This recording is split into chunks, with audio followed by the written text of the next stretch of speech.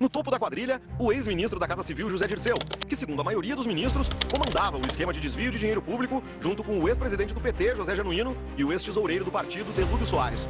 O objetivo era negociar apoio político ao governo no Congresso. Genuíno fazia a interlocução entre os partidos e Delúbio apontava os valores e quem recebia o dinheiro. O operador do esquema era Marcos Valério, que junto com Rogério Tolentino, Cristiano Paz, Ramon Romerbach e Simone Vasconcelos ofereciam a estrutura empresarial necessária para a obtenção do dinheiro usado na compra de parlamentares. José Dirceu, Delcídio do Amaral e Antônio Palocci eram arrastados pelo furacão. A Petrobras derretia e passava pela pior crise da história. As perdas com a corrupção teriam chegado a 88 bilhões de reais. Todos os partidos estavam envolvidos nos esquemas.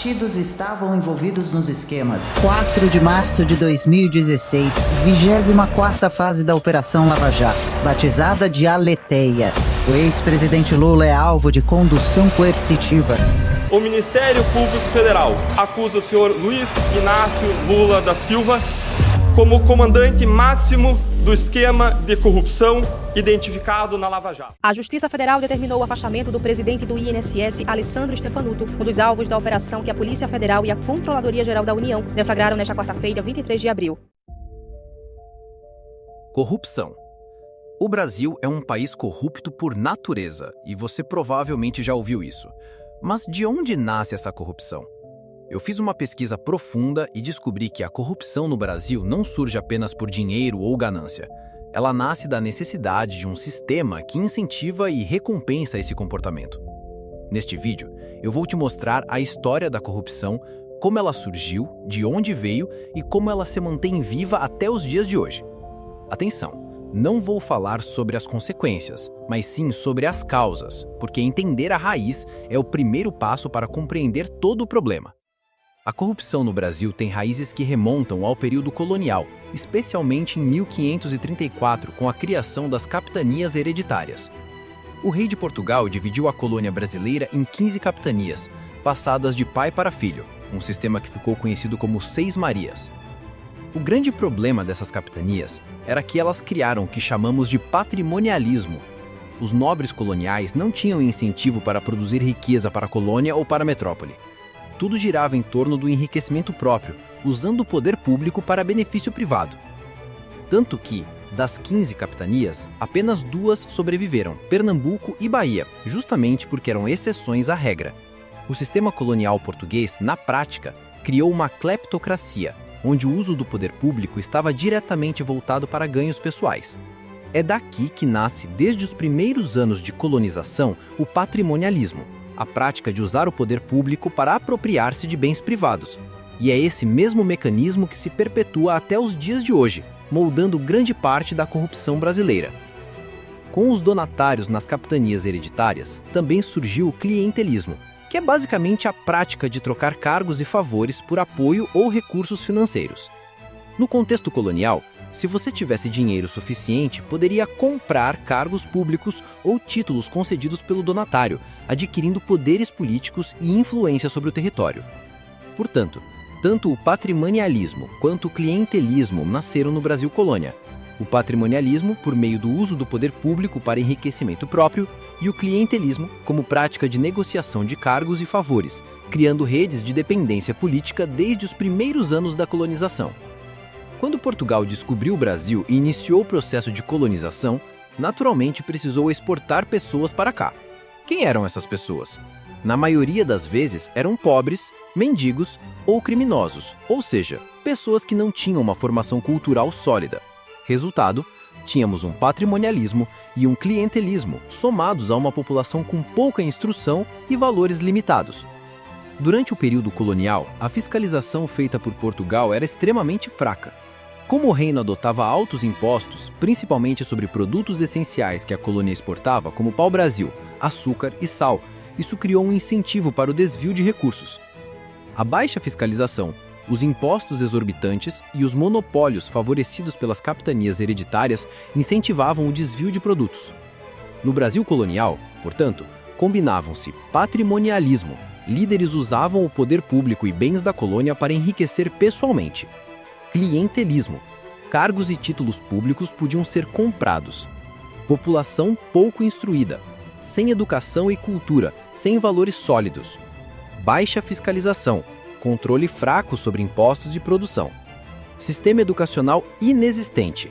Portugal controlava a imprensa e universidades públicas só surgiriam muito depois, em 1808, com a vinda da corte. Somando todos esses fatores, o resultado foi uma corrupção institucionalizada que se enraizou desde o período colonial e moldou grande parte da cultura política brasileira. Não podemos esquecer de uma equação primordial na corrupção que nasceu no Brasil colônia e se manteve até o Império e, infelizmente, até os dias de hoje: a escravidão. Com a escravidão surgiram os latifundiários, grandes proprietários de terras que usavam a mão de obra escrava para enriquecer pessoalmente. As elites do Brasil, desde o período do açúcar até o café, funcionavam como um pano de chão. Elas exprimiam a terra e os trabalhadores até extrair cada gota de riqueza. Segundo o livro Formação Econômica do Brasil, essas elites exploravam a terra de maneira predatória, chegando a queimar a vegetação para poder plantar. O sistema de escravidão era extremamente arcaico. Diferente de outras colônias, como no norte dos Estados Unidos, onde havia um cuidado mínimo com a reprodução e manutenção da mão de obra, no Brasil, os escravos eram explorados até a morte e os senhores precisavam comprar mais para substituir os que morriam. Não havia planejamento de longo prazo ou sustentabilidade. Diante desse contexto, surgiu o jeitinho brasileiro. Para sobreviver, os escravos precisavam encontrar meios de negociar, de dar seu jeitinho, conseguindo um dia de folga, alguma comida extra ou pequenas vantagens. Isso criou uma cultura de que, para vencer, era necessário derrubar o próximo, competir de forma desigual e sobreviver em um sistema injusto. Além disso, nesse período, consolidou-se a percepção de que o Estado só serve aos poderosos, porque ele protegia os latifundiários e não a população negra escravizada. O Estado atuava para manter a colônia unida e os privilégios das elites, reforçando desigualdade e favorecendo uma cultura de exploração que persistiu por séculos. Corrupção. Quando chegamos ao Império do Brasil, percebemos um padrão claro. O Estado era centralizador, mas fraco. Quanto mais distante da capital, o Rio de Janeiro, mais autônoma se tornava a região. Para evitar revoltas regionais e o separatismo, o Império criou duas figuras essenciais, os coronéis e os latifundiários. Os coronéis mantinham a ordem e controlavam a política local. Os latifundiários controlavam a economia regional. O funcionamento era simples. Em troca de o Estado fazer vista grossa à escravidão, ao assalto e à política fraudulenta, os coronéis mantinham a ordem nos estados e os latifundiários garantiam que a economia continuasse funcionando. Era um acordo tácito de estabilidade. O Estado aceitava irregularidades e as elites locais garantiam ordem política e econômica. Justamente por isso, quando Dom Pedro I ou Dom Pedro II tentaram romper com a escravidão, seus governos sofreram forte instabilidade, demonstrando como a estrutura de poder local condicionava o sucesso do Estado central. Chegamos à República Velha, e aqui não há muito o que romantizar. Era literalmente corrupção institucionalizada. O sistema funcionava com voto de cabresto, patrimonialismo, clientelismo. De maneira institucionalizada, a República Velha se tornou uma competição de quem corrompia mais. Quem roubasse e conseguisse mais votos, ganhava as eleições. Quando chegamos à República Oligárquica, vemos a política de cartéis e clientelismo continuar a ditar regras. O processo se estendeu durante a Era Vargas, a ditadura militar e chegou aos dias atuais. Mesmo após 300, 400, 500 anos de história, a corrupção ainda está intrínseca à política brasileira. Muitas das mesmas famílias que atuavam durante a República Velha ou até mesmo no Império continuam no poder. Família Sarney, família Collor. Essas famílias controlam regiões e políticas locais até hoje, perpetuando o clientelismo e a concentração de poder. Chegamos aos dias de hoje na tão aclamada República da Vergonha. Ou melhor, na capital nacional da vergonha, Brasília. Dá até desprezo e desgosto só de perceber que essa é a nossa capital. Vamos falar do sistema político atual e mostrar como a corrupção estrutural continua se sustentando. Primeiro ponto: Fórum Privilegiado. O Fórum Privilegiado funciona como uma espécie de coroa que permite que os políticos roubem sem sofrer consequências punitivas graves. Autoridades, principalmente presidentes da República e políticos de alto escalão, não são julgados por tribunais comuns, mas por instâncias superiores, como o Supremo Tribunal Federal, o STF. E qual é o problema disso? Abre margem para corrupção e impunidade. Permite que políticos usem o poder em benefício próprio sem medo de punição. Temos diversos exemplos históricos e recentes: José Sarney, Fernando Collor, Lula, Bolsonaro, Michel Temer. Todos eles estiveram envolvidos em escândalos de corrupção. E o que aconteceu? Nada de punições significativas. Eles aproveitaram o Fórum Privilegiado para se protegerem. Basta controlar as altas instâncias que interpretam a Constituição e a impunidade está garantida. O problema é o seguinte: basta algumas instâncias inventarem uma desculpa e interpretarem a Constituição de um jeito qualquer e pronto, os políticos estão soltos. Justamente por isso, os políticos, principalmente os de alto escalão, não são presos de forma rígida. É claro que a corrupção no Brasil também é facilitada por leis fracas, lentas, burocráticas e ineficazes. Na minha opinião, as punições deveriam ser muito mais duras, ao ponto de fazer o indivíduo se arrepender sendo tratado como um traidor da pátria. Mas, infelizmente, o sistema adotado em Brasília é da impunidade, uma capital planejada para manter o ciclo de corrupção intacto, isolada do povo, que impede qualquer forma de pressão popular. Brasília foi planejada até para evitar golpes ou levantes populares que pudessem exigir justiça, e o resultado é visível. A corrupção continua sem grandes consequências.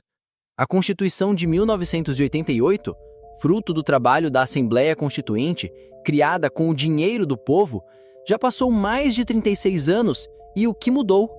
Nada. O pobre continua pobre, o miserável continua miserável, o desempregado continua sem emprego.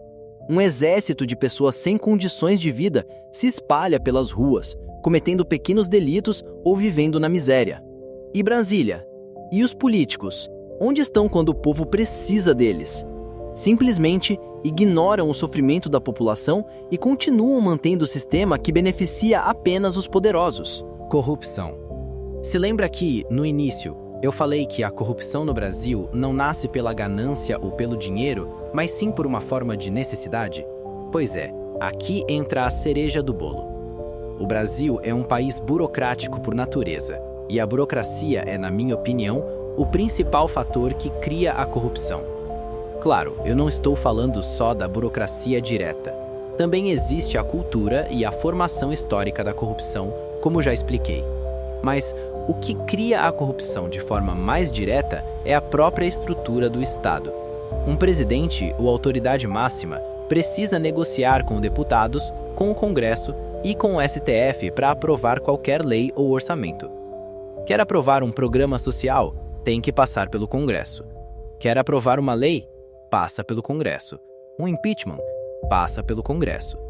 Tudo precisa ser aprovado e interpretado pelo STF, o que cria um ambiente onde o troca-troca de favores e votos se torna inevitável, alimentando a corrupção em Brasília. A corrupção no Brasil nasce, portanto, da burocracia excessiva, de partidos políticos com interesses e ideologias diferentes e da pressão popular por resultados imediatos. Quando a burocracia impede rapidez, surge o desvio e o superfaturamento. Deputados e membros do Congresso acabam desviando verbas para si próprios ou para aprovar medidas, perpetuando o ciclo de corrupção em Brasília. Mas um ponto importante: o maior problema na corrupção no Brasil não é necessariamente o desvio de dinheiro, mas sim a ineficiência que ela gera. Por exemplo, em 2023, o governo estimou 44 bilhões de reais desviados por corrupção. Parece muito, mas mesmo que aumentemos para 100 bilhões, isso representa apenas 10% do que é tirado do orçamento público via dívida pública. Só em juros da dívida, estamos falando de 600, 700 ou 800 bilhões por ano, sem falar na venda de minério a preço de banana, no superfaturamento e em outros mecanismos de exploração. Ou seja, A corrupção não é apenas sobre roubo, é sobre a ineficiência e a incapacidade do Estado de exercer poder de forma produtiva. Brasília se torna, assim, a capital da corrupção institucionalizada, mantendo o sistema funcionando para os poderosos e ignorando o povo.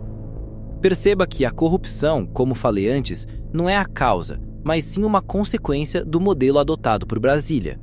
Infelizmente, Brasília foi criada justamente para ser a capital isolada que controla o Brasil. É o símbolo de unidade, mas também o símbolo de corrupção. É justamente por isso que precisamos combater isso ativamente.